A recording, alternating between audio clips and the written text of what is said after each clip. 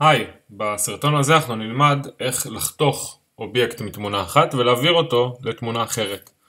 כפי שאתם שמים לב, יש לי פה בתמונה איש שעומד על כף יד שנמצאת ברקע של ים, וכל אחת מהתמונות האלה הן תמונה נפרדת שנמצאות כאן. יש לנו פה את הרקע של הים, יש לנו פה את האיש ויש לנו פה את הכף יד.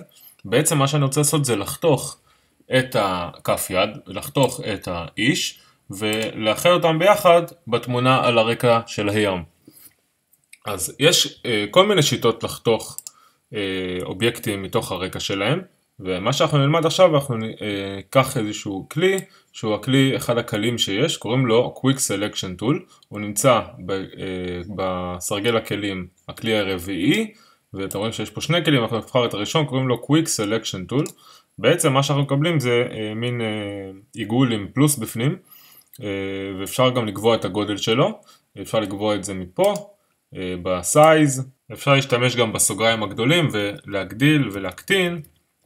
חשוב מאוד שהעיגול לא יהיה יותר גדול מהאובייקט שאותו אנחנו רוצים לבחור, כי אז יבחר לנו דברים שאנחנו לא רוצים. אז איך עושים את זה? איך בוחרים? בעצם עוברים על האובייקט שאותו אנחנו רוצים לבחור. ראיתם, עברתי והוא כבר פחות או יותר לבד זיהה מה שאני רוצה לחתוך. עכשיו, איך מעבירים את הסימון הזה לתמונה שאני רוצה? לוקחים את כלי ההזזה, זה הכלי הראשון, ומניחים אותו. אתם רואים שיש לי עכשיו סימן של מספריים, ופשוט גוררים אותו לתוך התמונה החדשה, ואני משחרר רק ברגע שאני נמצא בתוך התמונה. ואתם רואים שיש לי פה שכבה חדשה של כף יד, ויש לי פה את הרקע של הים. עכשיו זה קצת גדול מדי, אני רוצה להקטין אותו. מה שאני יכול לעשות זה ללחוץ פה למעלה על Show Transform Controls, ואז יש לי ריבועים כאלה. בעזרת לחיצה על Shift וגרירה אני יכול להקטין את האובייקט לגודל שאני רוצה. אני אמקם אותו כאן בפינה ואני אגדיל אותו בדיוק בגובה שאני רוצה. אני לוחץ על Shift כדי לשמור על הפרופורציות. אם אני לא לוחץ על Shift, היד יכולה להתעוות לי, ואני לא רוצה. אני צריך ללחוץ על Shift ולשמור על הפרופורציות של היד, שיהיו בפרופורציות הנכונות. ברגע שסיימתי את זה, מה שאני יכול לעשות זה או ללחוץ על Enter או ללחוץ פה V למעלה. אם אני לא אעשה את זה, אני לא יכול להמשיך. אז לחצתי על V, ואני יכול גם להוריד את ה-V של ה-Show Transform Controls, והנה היד ממוקמת כאן.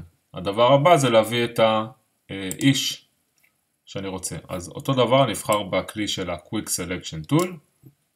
אני קצת יקטין את הכלי, אני קצת אתקרב אליו, ואני אתחיל לסמן אותו בצורה כזאת.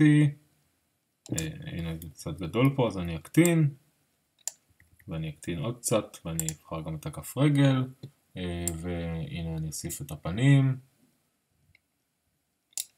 אוקיי, והנה יש לי פה עוד חלק. עכשיו מה שאני צריך לעשות זה להחסיר את החלקים שאני לא רוצה. אני לא רוצה את השמיים שנמצאות בין הידיים שלו, ואני לא רוצה גם את השמיים פה שנמצאות בין הרגליים. אז מה שאני אעשה, אני פה למעלה יכול לבחור מינוס. יש לי פה סימון של פלוס וסימון של מינוס. אני עכשיו אבחר מינוס, ומה שאני אסמן עכשיו יחסיר. אז אני עכשיו אעבור פה על החלקים הכחולים ואני אחסיר אותם. אותו דבר אני אעשה גם פה, אני אחסיר את האזור הזה. יש לי פה אזור קצת בעייתי שלא נכלל, אז אני גם אחסיר אותו בצורה כזאת.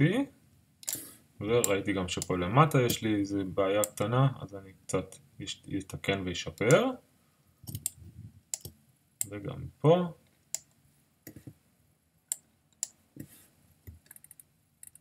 אוקיי, אז עכשיו האיש שלי מחובר, ומה שאני יכול לעשות זה להעביר אותו. אני אבחר את כלי ההזזה, אני אעמוד עליו שיש לי את הסימון של מספריים, ואני אגרור אותו לתוך התמונה של הכף יד. אז הנה, הוא כבר בגודל היחסית נכון, ופשוט מה שאני צריך לעשות זה למקם אותו. מה שנשאר לי עכשיו זה בעצם לשמור את זה. אני רוצה לשמור את זה ב-JPEG, אז אני אעשה Save As, אני אתן לזה את השם, עמית, כל אחד ייתן לזה את השם שלו, כמובן גם שם משפחה, אז אני אתן עמית מצפה, ואני אבחר ב-JPEG, בפורמט, אני אעשה Save, ואני אבחר גם בגודל המקסימלי שיהיה לי באיכות הכי גבוהה.